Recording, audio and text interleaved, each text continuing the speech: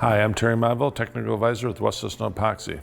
If you hung around the boat yards long enough, you've heard the rumor that you can't apply a gel coat over top of epoxy. Well, that's a myth. We're going to run some tests today to prove it. We're going to do 3 comparative adhesion tests on a freshly laminated polyester panel and on a freshly laminated epoxy panel. We'll gel coat over top of them, and then we'll do a feather edge test, a flex test, and tensile testing. So we moved over to the boat shop to laminate up our test panels today due to the fact we're working with polyester resin, which has a strong styrene smell, and we don't want others working in a test lab to be bothered with the odor. Our first lamination is going to be with WEST SYSTEM 105 and 205 epoxy. This will be 3 layers of WEST SYSTEM 738, which is a biaxial stitched with mat, and we'll do 3 layers of this onto a piece of 1/2-inch plywood. The plywood is basically just enough to make sure it's stiff so that when we do our tensile testing it won't flex.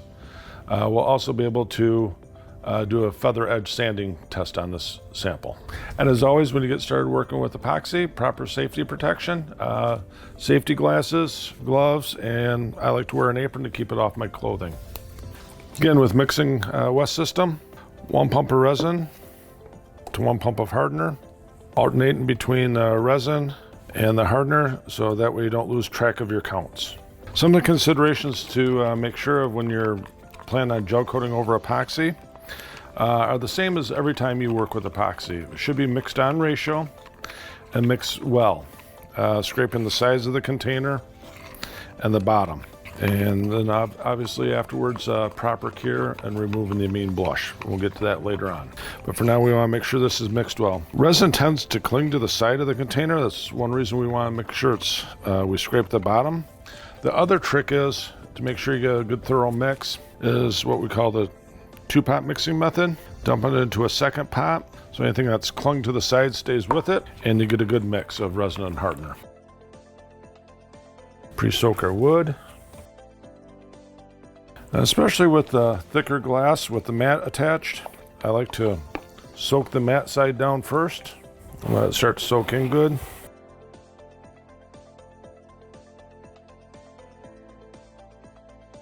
And you want to keep working the resin into the fabric until all the white disappears.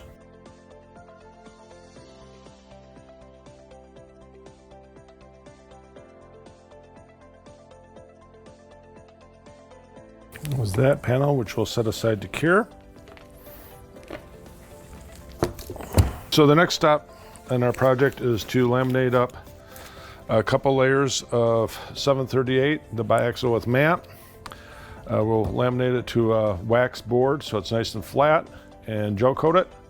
And then we'll be able to pop it off the mold, so to speak, and be able to flex it and see where and how it cracks.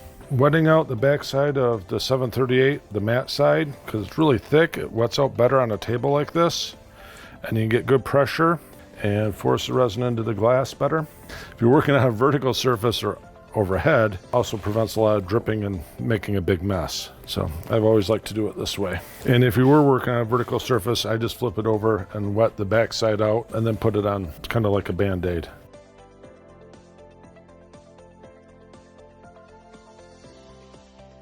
That takes care of our epoxy panels. We'll clean this up and get ready for polyester panels. The next panel we're going to lay up is the same as we did with the epoxy panel, only using polyester resin. 3 layers of the 738 biaxial with mat onto the plywood, but we're going to wear our safety glasses, gloves, but we're going to add the respirator because of the high VOC content of polyester resin.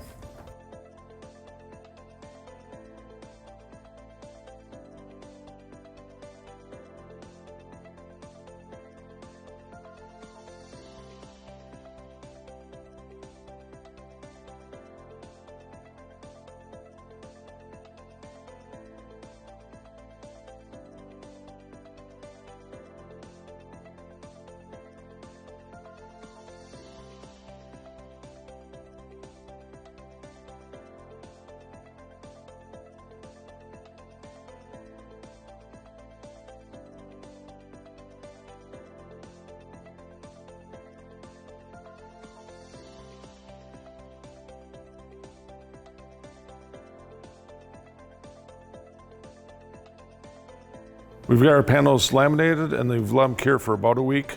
Now we're going to prep the surface for gel coating. On the polyester panel, you'll just need to sand it. On the epoxy panels, we'll need to remove the amine blush. It's a simple water wash with a Scotch-Brite pad and wipe away, and then you can sand and gel coat. It doesn't take a lot of effort. You just want to make sure you break it loose. The blush is water soluble, so it does dissolve. The water will dissolve it on its own. You want to make sure to wipe up the water before it dries on the surface, or rinse it away really well, because the blush can re-adhere if you just let it dry on there. And of course, with any project, it's important to use proper safety gear, safety glasses. I put some hearing protection in, a dust mask, and I like to tape my sleeves so the dust doesn't blow up my sleeves, and wear a pair of gloves to keep the dust off of me. We're going to start off with the big sander with 40 grit on it to get most of the texture out, and then we'll go to 80 grit for a final. So after sanding, I like to vacuum them off and then just give it a wipe down with water. You can use a solvent if you think you have a contaminant on the surface, but if you're going to do a contaminant wash, make sure you do the two-step: clean paper towel, wet solvent on, dry solvent off. So we're back in the boat shop. We brought the panels over. We've divided them in half. We've sanded both with 40 and 80, and we'll be treating the panels identically. On one side of the panel, we'll be using a Minicraft of Florida gel coat to spray on. On the other half of the panel, we're going to roll on gel coat I picked up from a local supplier. We'll use our 800 roller covers. I found in the past that these have worked well. You can put on a nice coat and it flattens out nicely. As we're starting with any project, like to review safety equipment, we'll be wearing our safety glasses as always. The fact we're working with a high VOC product, we'll be using our respirators, and again, gloves as always to keep it off of our hands. The other thing we'll be using this time will be a mill gauge. This will tell us how thick our coatings are. So you put the coating on, in this case gel coat, press it down in, and you can measure how thick it is. We're looking to build up about 20 mils or 20 thousandths total. It'll take a couple of coats with the roller and 3 or 4 coats when we go to spray.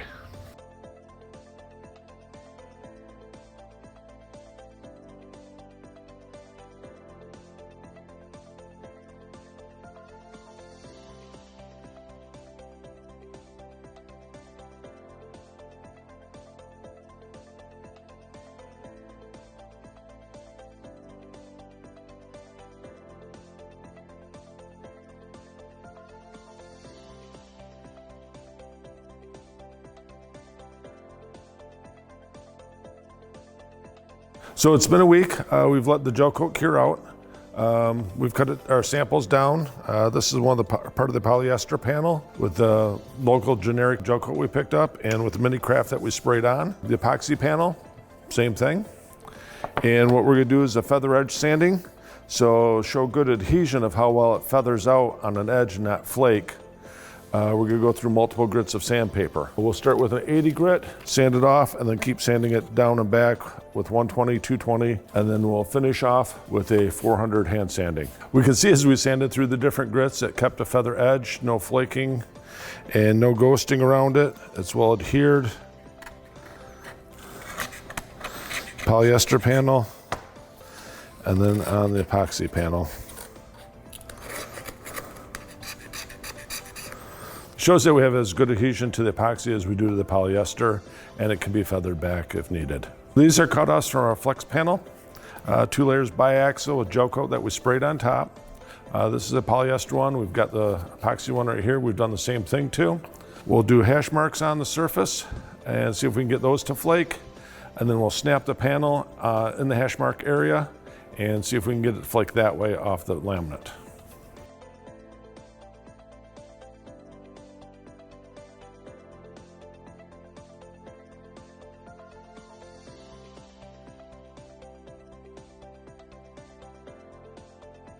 With the hash marks in there, making little chunks, you can see when we flexed it, they didn't flake or lift on either the polyester or the epoxy panel. And then when we took it to a snap, even the rough edges where the gel coat did come off, it actually had fibers on the back side of them. So the laminate failed, not the gel coat adhesion to the polyester or to the epoxy. Now we're to the fun and exciting part of pulling the studs off the panel. We're gonna use this using a PATTI meter, put the puck over top of the stud, tighten the top down onto the stud, and there's a bladder in here that inflates and pulls the stud off. And from there, we look at the failure mode of how the stud came off. If the gel coat separated between layers, if it pulled clean off the laminate, or if it actually brought some laminate up with it. On each panel, we sanded the surface with 80 grit. We bonded the studs down with 610 epoxy. And as we bonded them down, we pushed them on and used these little plastic rings to push any of the squeeze out away from the stud. So when we put our PATTI meter on here and pulling, we're only pulling on the stud area, none of the squeeze out area that's around it. Pulling the studs off this way is a standard for surface adhesion testing.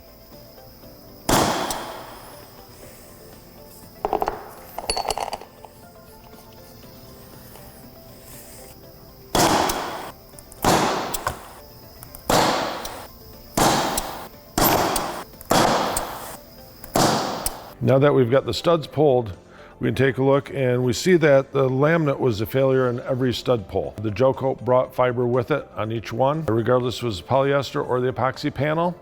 And regardless if it was a sprayed Minicraft gel coat or if it was the rolled on local gel coat, the failure mode was the same on all results. I think what we've shown here with our multiple tests, including like the sanding test here, that regardless if you're using polyester or epoxy to do your repair, that the gel coat's going to stick fine. If you need to feather it out, it bonds in thin film, has a nice edge, no halo effect around it on either the polyester or the epoxy. And then as we take a look again at the bend test and hash marks, little chips, so this simulate like if you scratched something or it bumped up against a dock and fractured it, it's not going to start a flaking edge. It's well adhered on both the epoxy and the polyester, so there's good proof there. And then finally, again on our stud pull, we've shown that it's pulling fiber off. You're not going to get a better bond than that on both polyester and epoxy. I think we've shown here that you can do your repair with epoxy and gel coat over top it the same as you could with a polyester and have a great outcome, similar adhesion. As long as you mix the epoxy on ratio, let it cure well, wash the blush off before sanding, and you have a great outcome with gel coating over top of your epoxy repair.